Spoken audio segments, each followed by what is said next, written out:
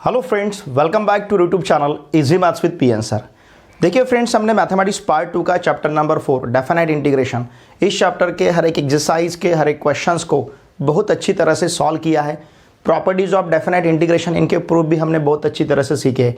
उस चैप्टर को हमने कंप्लीट किया है, लेकिन आज के इस वीडियो लेक्चर में उसी चैप्टर को एक ही वीडियो लेक्चर में हम फुल्ली रिवाइज करेंगे। ये वीडियो लेक्चर देखे बाद आपको सवेरे 7 से शाम 7 बजे तक आज के ही दिन आपका एमसीक्यू टेस्ट रहेगा। टेस्ट जिस वेबसाइट पे रहेगा उस वेबसाइट का लिंक भी मैंने इसी वीडियो के डिस्क्रिप्शन में दे रखा है। मेरा Telegram group class 12 PN sir, इस ग्रुप को अवश्य ज्वाइन कीजिए, क्योंकि ये सब बातें एमसीक्यू टेस्ट, डिस्क्रिप्टिव टेस्ट, ये सब बातें हम वहीं पे हैंडल करेंगे टेलीग्राम ग्रुप पे। उस टेलीग्राम ग्रुप का लिंक भी मैंने इसी वीडियो के डिस्क्रिप्शन में दे रखा है। मेरा इंस्टाग्राम अकाउंट है, मुझे इंस्टाग्राम पे भी फॉलो कीजिए। उस इंस्टाग्राम अकाउंट का लिंक भी मैंने इसी वीडियो के डिस्क्रिप्शन में दे रखा है। देखिए स्टूडेंट्स, इसी चैप्टर पे मतलब आज 17 दिसंबर को एमसीक्यू टेस्ट है और 18 दिसंबर को इसी चैप्टर पे 25 मार्क्स का डिस्क्रिप्टिव टेस्ट रहेगा। ये टेस्ट भी हमारे लिए बहुत इंपॉर्टेंट है, क्योंकि पास्ट ईयर क्वेश्चन पेपर्स में जो क्वेश्चंस इस चैप्टर पे पूछे गए थे, उन्हीं क्वेश्चंस के ऊपर या फिर सिमिलर क्वेश्चंस पे हमने डिस्क्रिप्टिव टेस्ट आपके लिए अरेंज किया है। तो ये टेस्ट आपके HSC 2021 एग्जामिनेशन में अच्छा स्कोर करने के लिए ये वीडियो लेक्चर, वो टेस्ट आपके लिए बहुत यूजफुल रहेगा। और साथ में एमसीक्यू टेस्ट जो आज आप देने जा रहे हैं, ये आपके MST CET 2021 के लिए यूजफुल रहेगा। तो मेरी आप सभी से रिक्वेस्ट रहेगी, इस वीडियो लेक्चर को देखे बाद एमसीक्यू टेस्ट अटेंड कीजिए और कल वाला जो डिस्क्रिप्टिव टेस्ट है उसे भी अच्छी तरह से आप अटेंड कीजिए। उसका क्वेश्चन पेपर आपको वहीं मिलेगा, उसका मॉडल आंसर जो है, मॉडल आंसर पेपर भी वहीं पे मिलेगा। एमसीक्यू टेस्ट का क्वेश्चन पेपर और एमसीक्यू टेस्ट के हर एक क्वेश्चन के सॉल्यूशन का विद एक्सप्लेनेशन, ये सभी चीज़ें हम टेलीग्राम ग्रुप पे हैंडल करेंगे। इसलिए टेलीग्राम ग्रुप को ज्वाइन कीजिए, इंस्टाग्राम अकाउंट को फॉलो कीजिए। इस चैनल पे अगर आप नए हो तो प्लीज़ इस चैनल को सब्सक्राइब कीजिए। और इस वीडियो को आपके जितने भी फ्रेंड्स क्लास 12th में महाराष्ट्र स्टेट बोर्ड में कहीं पे भी पढ़ते होंगे, उन सभी के साथ इस वीडियो को शेयर करना ना भूलिए। वीडियो देखे बाद कमेंट करना ना भूलिए और इस वीडियो को लाइक कीजिए। लुक हियर, अब इस डेफिनाइट इंटीग्रेशन चैप्टर में देखिए, ये चैप्टर तो वैसे अब इस स्टेट बोर्ड के लिए हमें 6 मार्क्स के लिए मान के चलिए, इस चैप्टर पे 2 या 3 क्वेश्चंस रहेंगे आपको MST CET 2021 में। तो इसका मतलब 2 या 3 क्वेश्चंस का preparation MCQ test with the help of MCQ test MST CET 2021 के लिए करना है, और 6 मार्क का preparation descriptive test with the help of descriptive test हमें यहाँ पे करना है। ओके, लुक हियर, अब इस साल के लिए ड्यू टू कोविड-19 इस साल के लिए आपका 25% सिलेबस रिड्यूस हुआ है। तो इस चैप्टर में स्टार्टिंग में जो समेशन फॉर्मूला है, तो उस समेशन फॉर्मूला को आपको इस साल के लिए प्रिपेयर नहीं करना है।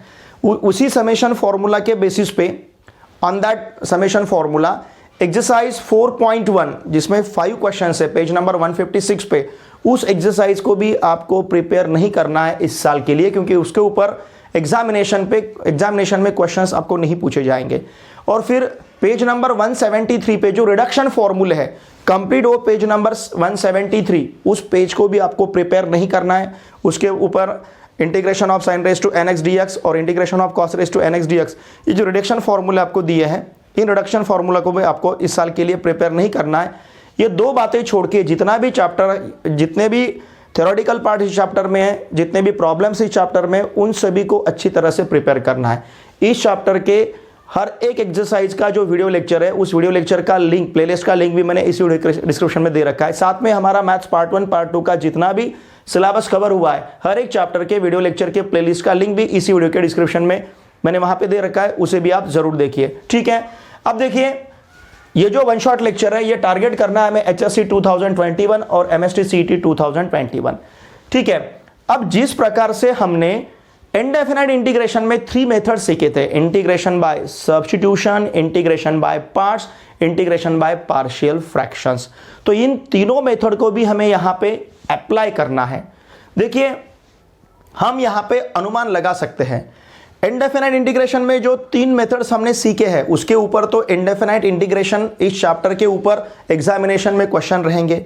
तो पेपर सेटर की मेंटालिटी यही रहेगी कि डेफिनाइट इंटीग्रेशन में से अगर कोई प्रॉब्लम हमें क्वेश्चन पेपर में देना है, तो देखिए हमारे रिस्पेक्टेड पेपर सेटर क्या करेंगे, जो प्रॉपर्टीज 8 प्रॉपर्टीज चैप्टर में है उसके ऊपर ही क्वेश्चंस रहेंगे, क्योंकि ऑलरेडी जो 3 मेथड्स है इनके ऊपर तो इंडेफिनाइट इंटीग्रेशन में क्वेश्चंस पूछे गए हैं।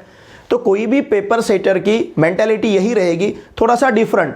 इंडेफिनाइट इंटीग्रेशन में जो प्रॉब्लम हमने पूछा है उससे थोड़ा सा हटके, उससे थोड़ा सा डिफरेंट प्रॉब्लम डेफिनाइट इंटीग्रेशन में रहना चाहिए। तो देखिए वहां पे जायज सी बात है, वो क्या करेंगे कि जो भी प्रॉपर्टीज है, हाँ भले ही उस प्रॉपर्टीज में एक आधी मेथड हमें यूज करनी पड़े, लेकिन जनरली इस चैप्टर पे आपके जो 8 प्रॉपर्टीज है उन्हीं प्रॉपर्टी को यूज करके जो प्रॉब्लम सॉल्व किए जाते हैं उस प्रकार के प्रॉब्लम आपको एग्जामिनेशन में पूछे जाएंगे। तो मेरी आप सभी से सलाह, आपके लिए सलाह रहेगी, डेफिनाइट इंटीग्रेशन के जितने प्रॉपर्टीज है उनमें से एक प्रॉपर्टी तो आपको एग्जामिनेशन में 3 मार्क्स के लिए पूछी जाती है, उसमें से प्रॉपर्टी नंबर 7 और प्रॉपर्टी नंबर 8, इन प्रॉपर्टीज को फ्रीक्वेंटली पूछा गया है। तो हमें तो पूरे 8 प्रॉपर्टीज के प्रूफ अच्छी तरह से प्रिपेयर करने हैं, लेकिन फोकस करना है प्रॉपर्टी नंबर 7 और प्रॉपर्टी नंबर 8। इन सभी प्रॉपर्टीज के जो प्रूफ्स है उसका भी वीडियो लेक्चर हमारे यूट्यूब चैनल पे है, ठीक है। इसी चैप्टर के प्लेलिस्ट में उसे भी आप जरूर देखिए और उन 8 प्रॉपर्टीज के प्रूफ को अच्छी तरह से प्रिपेयर कीजिए, उन 8 प्रॉपर्टीज को लर्न भी कीजिए, क्योंकि उन्हीं 8 प्रॉपर्टीज पे आपको इस चैप्टर में प्रॉब्लम पूछे जाएंगे, ठीक है। एक बार पहले हम ये जो तीनों मेथड्स है, ये तीनों मेथड्स इस चैप्टर में डेफिनाइट इंटीग्रेशन इस चैप्टर में किस प्रकार से यूज किए जाते हैं इसको पहले देखेंगे। लुक हियर, हमारा जो पहला मेथड है मेथड ऑफ सब्स्टिट्यूशन, ध्यान दीजिए, मेथड ऑफ सब्स्टिट्यूशन, इंटीग्रेशन का पहला मेथड। अब ये मेथड हम यहां पे किस प्रकार से यूज करेंगे, पहला मेथड ऑफ सब्स्टिट्यूशन। हम एक प्रॉब्लम लेते हैं, लुक हियर, सपोज हमारे पास प्रॉब्लम है, let I equals to integration from 0 to π/4 cos x upon 4 minus sine square x dx। Okay, look here, अब हमें इस प्रॉब्लम को देख के पता चलता है कि sin x का डेरिवेटिव ऊपर प्रेजेंट है cos x। तो हम यहां पे जिस प्रकार से हम सब्स्टिट्यूशन मेथड इंडेफिनाइट में यूज करते थे उसी प्रकार से यहां पे यूज करना है। हम sin x equals to T substitute करेंगे। अगर sin x equals to T है तो हमें पता है cos x dx equals to dt। तो देखिए I इक्वल्स टू यहां पे cos x dx dt रहेगा, 4 माइनस टी स्क्वायर रहेगा। ओके, लेकिन यहां पे मेथड ऑफ सब्स्टिट्यूशन यूज करते समय इसे जो यहां पे जो लोअर लिमिट और यहां पे जो अपर लिमिट दिया है उसका हमें ध्यान रखना है, क्योंकि हमें पता है, देखिए इंटीग्रेशन डेफिनेट का डेफिनेशन हमें पता है, अगर integration from a to b, suppose integration of f of x dx is g of x plus c है, तो integration from a to b f of x dx, इसे लेते समय हम सिर्फ g ऑफ x लेते हैं from a to b upper limit, और यहां पे लेते हैं हम upper limit minus lower limit. इस प्रकार से हम डेफिनेट इंटीग्रेशन में इंटीग्रल लेते हैं, ठीक है ना। किसी भी इंटीग्रेंड का इंटीग्रल हम इस प्रकार से लेते हैं। इसका मतलब ये लिमिट्स बहुत मैटर करते हैं, अपर लिमिट और लोअर लिमिट। डेफिनेट हम इसे क्यों कहते हैं, क्योंकि यहां पे लोअर लिमिट और अपर लिमिट कहां से कहां तक पहुंचना ये डेफिनेट है। इंडेफिनाइट में ऐसा नहीं है, इंडेफिनाइट में किसी भी प्रकार के आपको लिमिट, इसलिए इसे इंडेफिनाइट और इसे डेफिनाइट कहा जाता है। ये अनिश्चित है लेकिन ये निश्चित है। डेफिनाइट का मतलब निश्चित, इंडेफिनाइट का मतलब अनिश्चित। तो इसके लिए इसे हम डेफिनाइट कहेंगे, इसे हम इंडेफिनाइट कहेंगे। मतलब लोअर लिमिट अपर लिमिट, इसको लोअर लिमिट इसको अपर लिमिट कहते हैं। ये चीजें बहुत यहाँ पे मैटर करती है। तो अब देखिए जिस प्रकार से, जैसे ये जो 0 टू π/4 रेंज था, ये किसके लिए था, वेरिएबल एक्स के लिए। मतलब वेरिएबल एक्स 0 से स्टार्ट होता है और π/4 पे खत्म होता है, ऐसा इस इंटीग्रेशन का मतलब है। 0 to π/4 with respect to x है, इसका मतलब यहां का x 0 से स्टार्ट होता है, π/4 पे एंड होता है। लेकिन अब यहां पे x नहीं है। अब देखिए हमने क्या किया है, sin x equals to t लिया है। सिर्फ x रहता तो t के हम इसी प्रकार से लिमिट कंसिडर करते, लेकिन अब यहां पे sin x का रोल कौन प्ले कर रहा है, t प्ले कर रहा है, और t क्या है, sin x है। ये तो x के लिमिट्स हैं, लेकिन हमें तो अब t लेना है। तो ये t के लिए लिमिट्स क्या रहेंगे ये फाइंड करना यहां पे बहुत जरूरी है, इसे आपको भूलना नहीं है। देखिए t इक्वल्स टू क्या है, sin x।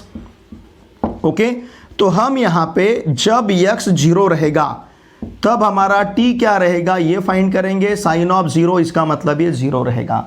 ओके, जब x हमारा कितना रहेगा, π/4, अपर लिमिट π/4 है, तो t इक्वल्स टू रहेगा साइन ऑफ π/4, और साइन ऑफ π/4 का वैल्यू है 1/√2। Okay, and therefore I equals to integration from, अब यहां पे लिमिट्स चेंज होंगे। x जब 0 है तब t का वैल्यू 0 लेना है, x जब π/4 है तब t का वैल्यू 1/√2 लेना है, और फिर यहाँ पे cos x dx मतलब dt है। तो ये प्रॉब्लम इस प्रकार से दिखेगा 1 - t² dt। बाकी इसे आगे किस प्रकार से सॉल्व करना ये तो आपको पता है। इसे आगे सॉल्व किए बाद अपर लिमिट माइनस लोअर लिमिट हमें वहां पे लेना है, ठीक है। तो देखिए इस प्रकार से ये चीज को आपको ध्यान में रखना है। जब भी हम इंटीग्रेशन मेथड ऑफ सब्स्टिट्यूशन से सॉल्व करेंगे, डेफिनेट में मेथड ऑफ सब्स्टिट्यूशन यूज करेंगे, तब हमें लिमिट चेंज करने हैं। इस बात का आपको ध्यान रखना है। ना तो बहुत सारे बच्चे क्या करते हैं, यहां पे सब्स्टिट्यूशन तो यूज करते हैं लेकिन यहां पे ये लिमिट्स चेंज नहीं करते, वही उसी को यहां पे कैरी ऑन करते हैं 0 to π/4। तो उस प्रकार से आपको आंसर, जो भी आंसर मिलेगा वो आंसर गलत रहेगा। तो इस चीज पे हमें फोकस करना है जब भी इंटीग्रेशन बाय सब्स्टिट्यूशन मेथड आपको यूज करना है, मेथड ऑफ सब्स्टिट्यूशन इंटीग्रेशन में, ठीक है। फिर इसके बाद जो नंबर 2 मेथड है इंटीग्रेशन बाय पार्ट्स, ओके। अब देखिए इसे हम यहां पे किस प्रकार से यूज करते हैं। दूसरा मेथड है हमारा integration by parts. Integration by parts में एक बार हम इनडेफिनाइट में जो सीखा है मेथड, उसको यहाँ पे, उस फॉर्मूला को यहाँ पे लिखते हैं। इनडेफिनाइट में हमने इसे इस प्रकार से लिया है, u integration of u v dx equals to u integration of v dx minus integration of du by dx integration of v dx again here dx। Integration by parts मतलब दो फंक्शन के प्रोडक्ट के लिए हम जो method use करते हैं उसे इंटीग्रेशन बाय पार्ट्स कहा जाता है। दो फंक्शन का प्रोडक्ट है, उसे इंटीग्रेट करना है, तो ये मेथड हम यूज करते हैं। लेकिन अब यहां पे डेफिनेट में ये मेथड किस प्रकार से यूज होगा, ध्यान दीजिए। Integration from a to b uv dx अगर ऐसा है तो देखिए यहां पे आपको ये मेथड यूज करते समय यहां पे स्क्वायर ब्रैकेट देना है और फ्रॉम a to b कहना है, ओके। तो देखिए ये इस प्रकार का चेंज आपको मेथड्स ऑफ डेफिनेट इंटीग्रेशन में, इंटीग्रेशन बाय पार्ट्स में ध्यान में रखना है। और यहां पे भी लिमिट्स देने हैं फ्रॉम a to b, इतना डिफरेंस यहां पे रहेगा। इसको आपको ध्यान में लेना है जब भी आप इंटीग्रेशन बाय पार्ट्स यूज करते हैं, ठीक है ना। इंटीग्रेशन बाय पार्ट जब भी आप यूज करोगे तो इसके ऊपर आपको ध्यान देना है इस चैप्टर में। चैप्टर बहुत ही सिंपल है। देखिए 6 मार्क का अगर ये चैप्टर है तो इसमें से 3 मार्क्स तो प्रॉपर्टी के लिए चले जा रहे हैं। बचे कितने, सिर्फ 3 मार्क्स। 3 मार्क्स के लिए आपको एक्सरसाइज 4.2 के क्वेश्चंस प्रिपेयर करने हैं, और वही क्वेश्चंस प्रिपेयर करने हैं जिनमें प्रॉपर्टीज यूज की गई है, ठीक है, क्योंकि उसी प्रकार के क्वेश्चंस आपको एग्जामिनेशन में पूछे जाएंगे, ओके। लेकिन हमें MST CET 2021 के लिए तो सभी चैप्टर करना है। डिलेटेड पार्ट जो है उसे छोड़ के भी इस साल के लिए प्रिपरेशन करना पड़ेगा, क्योंकि अभी तो फिक्स नहीं हुआ कि 2000 हो सकता है 2021 में डिलेटेड पोर्शन के क्वेश्चंस यहाँ पे इस साल के लिए नहीं पूछे जाएंगे। अब ये गवर्नमेंट का डिसीजन रहेगा, गवर्नमेंट किस प्रकार के इसके ऊपर डिसीजन लेता है। लेकिन ऐसा लग रहा है कि डिलेटेड पोर्शन MST CET में भी नहीं रहेगा। जितना भी पोर्शन आपको इस साल के लिए स्टेट बोर्ड के लिए, क्योंकि MST CET तो हमारा स्टेट गवर्नमेंट है यही कंडक्ट करता है। अगर स्टेट गवर्नमेंट ने इसका डिसीजन स्टेट बोर्ड के लिए जो डिसीजन लिया है, हो सकता है वही डिसीजन अप्लाई रहेगा आपके MST CET 2021 के लिए, ठीक है। तो ये रहेगा इंटीग्रेशन बाय पार्ट्स। और तीसरा जो मेथड है इंटीग्रेशन बाय पार्शियल फ्रैक्शन, वो सेम है जिस प्रकार से आपने इंडेफिनाइट में यूज किया था उसी प्रकार से, लेकिन लास्ट के स्टेप में आपको अपर लिमिट माइनस लोअर लिमिट लेना है, जो डेफिनेशन में पहले ही हमने देखा है। डेफिनेट में जब भी फाइनल स्टेज पे हम पहुंचते हैं, फाइनल आंसर मतलब आंसर के 1 स्टेप बिफोर जब हम आते हैं, तो फाइनली हम क्या करते हैं, अपर लिमिट माइनस लोअर लिमिट लेते हैं। और आपको पता है कि डेफिनेट इंटीग्रेशन में कहीं पे भी कांस्टेंट सी नहीं रहेगा, बिकॉज कांस्टेंट सी तो अनिश्चित के लिए था, इंडेफिनेट के लिए था, ये तो डेफिनेट है। तो यहां से सी, हमें इंटीग्रेशन कांस्टेंट सी यहां पे नहीं लेना है। तो ये 3 मेथड्स के बारे में मैंने आपको पूरा इंफॉर्मेशन दिया है। इस प्रकार की मेथड्स आपको प्रॉब्लम सॉल्व करते समय यूज करनी है डेफिनेट इंटीग्रेशन इस चैप्टर में। अब फोकस करेंगे उन 8 प्रॉपर्टीज पे, जिनमें से एक प्रॉपर्टी आपको स्टेट बोर्ड में पूछी जा सकती है 3 मार्क्स के लिए, और उसके ऊपर आपको क्वेश्चंस रहेंगे, प्रॉब्लम रहेंगे, उन्हें आपको सॉल्व करना है, ठीक है। एक बार इसका आप स्क्रीनशॉट देखिए। जिन 8 प्रॉपर्टीज से आपको एक property as a theoretical question state board examination में पूछी जाती है, वो 8 प्रॉपर्टीज मैंने आपके सामने रखी है। इन सभी प्रॉपर्टीज के प्रूफ्स हमने हमारे वीडियो लेक्चर में बहुत अच्छी तरह से देखे हैं। देखिए डेफिनेट इंटीग्रेशन इस चैप्टर के वीडियो लेक्चर के प्लेलिस्ट को आप जरूर सर्च कीजिए, उसमें प्रॉपर्टीज ऑफ डेफिनेट इंटीग्रेशन का हमारा एक स्पेशल वीडियो लेक्चर है, उसे आप जरूर देखिए और इन प्रॉपर्टीज के प्रूफ को अच्छी तरह से प्रिपेयर कीजिए। लुक हियर, पहला property integration from a to a f of x dx equals to 0। इसका मतलब लुक हियर, अगर lower limit upper limit same रहेगा तो उसका इंटीग्रेशन जो है 0 रहेगा। फिर प्रॉपर्टी नंबर 2 में यहाँ पे हमें क्या दिया है, integration from a to b f of x dx equals to minus integration from b to a f of x dx। इसका मतलब अगर हम अपर लिमिट लोअर लिमिट इन लिमिट्स को अगर इंटरचेंज करते हैं तो इसका आंसर हमें निगेटिव मिलेगा। लिमिट्स को अगर हम इंटरचेंज करते हैं, इंटरचेंज a टू b की जगह b टू a अगर लेते हैं तो ये माइनस मिलेगा। फिर इसके बाद integration from a to b f of x dx equals to integration from a to b f of t dt। यहाँ पे वेरिएबल x था, यहाँ पे वेरिएबल t है।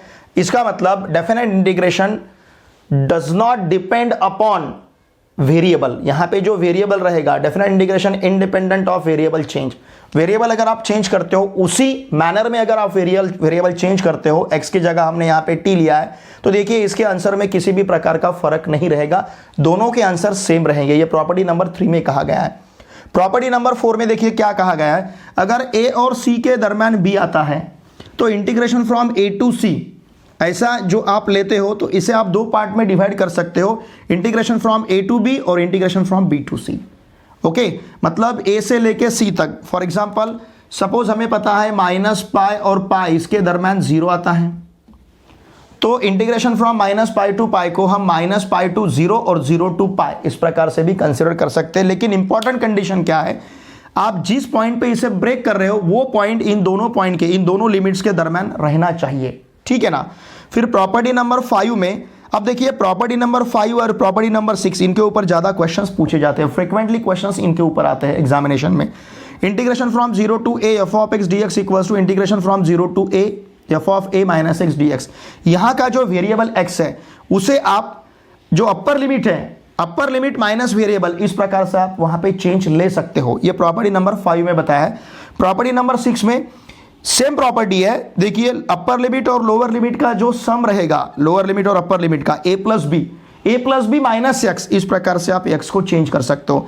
x can be change by a plus b minus x, दोनों का answer same रहेगा, ऐसा प्रॉपर्टी नंबर 6 में हमें बताया गया है। ओके, अब ये प्रॉपर्टी नंबर 7 और प्रॉपर्टी नंबर 8, इन दोनों में से इन दोनों प्रॉपर्टी को एग्जामिनेशन में फ्रीक्वेंटली पूछा गया है 3 मार्क्स के लिए। प्रॉपर्टी को अच्छी तरह से प्रिपेयर कीजिए।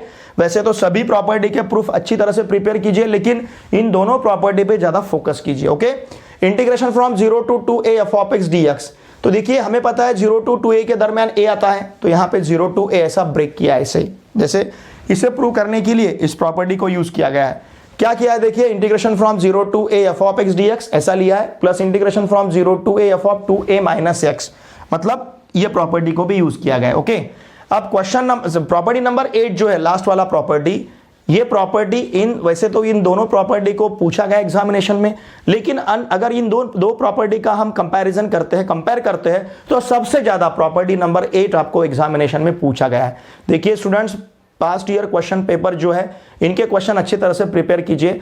मेरा जो टेलीग्राम ग्रुप है पी आंसर क्लास 12, इस टेलीग्राम ग्रुप में भी मैंने आपको पास्ट ईयर क्वेश्चन पेपर्स के क्वेश्चन प्रोवाइड किए, इसलिए मेरे टेलीग्राम ग्रुप को अवश्य ज्वाइन कीजिए और उसमें आपको पास्ट ईयर क्वेश्चन पेपर्स के क्वेश्चंस मिलेंगे, जिन क्वेश्चंस को आपको अच्छी तरह से प्रिपेयर करना है, क्योंकि वही क्वेश्चंस आपको एग्जामिनेशन में पूछे जाएंगे। Okay, look here, integration from -a to a f of x dx equals to twice integration from 0 to a f of x dx, f of x is even, अगर f of x even function है, और इसका answer 0 है अगर f of x odd function है। Even function और odd function का definition हमें पता है। इवन फंक्शन हम कब कहेंगे, जब f of minus x equals to f of x रहेगा। For example f of x हमारे पास x स्क्वायर है, अगर हमें f ऑफ माइनस एक्स लेना है, मतलब x को माइनस एक्स से मल्टीप्लाई करना है, तो माइनस एक्स का स्क्वायर यहाँ पे x स्क्वायर रहेगा। ओके, देखिए f of x equals to f of minus x आ रहा है, तो इस फंक्शन को हम कह सकते हैं इवन फंक्शन। ये इवन फंक्शन का डेफिनेशन है। व्हाट इज ऑड फंक्शन, इसके उलट रहेगा, f of minus x equals to अगर माइनस f ऑफ x आता है तो इसे कहते हैं हम odd function. For example f of x equals to अगर सपोज साइन x है और हमें f ऑफ माइनस एक्स लेना है, मतलब x की जगह माइनस एक्स हमने सब्स्टिट्यूट किया, f of minus x equals to sine of minus x, इसका मतलब f of minus x equals to minus sine x रहेगा, इसका मतलब f of minus x equals to minus f of x रहेगा। What is sine x, sine x is f of x। ये sine x क्या है, F of x है, तो इस साइन एक्स को हमने एफ ऑफ एक्स से रिप्लेस किया, तो f of minus x equal to हमें क्या मिला है, माइनस एफ ऑफ एक्स। तो यहाँ पे ये ऑड फंक्शन है।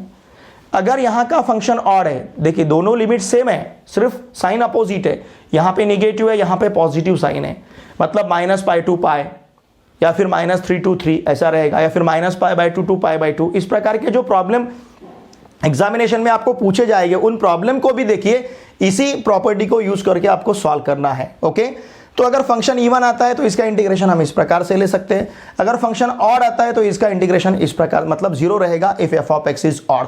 तो इन प्रॉपर्टी के प्रूफ को अच्छी तरह से प्रिपेयर कीजिए, ठीक है। एक बार चाहे तो इसका आप स्क्रीनशॉट लीजिए, वैसे तो प्रॉपर्टी के प्रूफ हमने बहुत ही अच्छी तरह से सीखे हैं। ओके, इन प्रॉपर्टी के प्रूफ को अच्छी तरह से प्रिपेयर कीजिए और इन प्रॉपर्टी को यूज करके जिन प्रॉब्लम को सॉल्व करना पड़ता है, जो उन प्रॉब्लम के ऊपर भी फोकस कीजिए। सॉल्व प्रॉब्लम भी बुक में जो सॉल्व प्रॉब्लम है उनको भी अच्छी तरह से देखिए, अच्छी तरह से सीखिए उन प्रॉब्लम को भी, क्योंकि सॉल्व प्रॉब्लम भी कभी कभी आपको एग्जामिनेशन में पूछे जाते हैं। ठीक है, तो ये रहा हमारा one shot video lecture for definite integration chapter के लिए।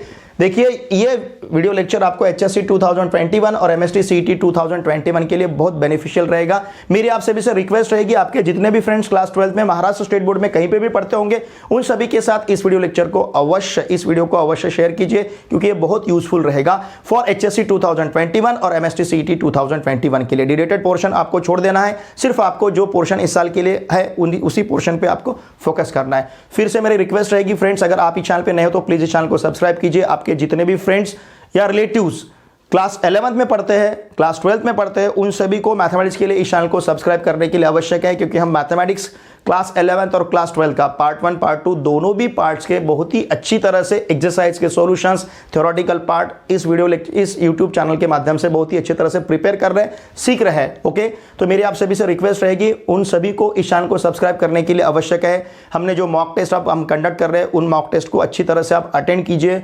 प्रिपरेशन करके अटेंड कीजिए।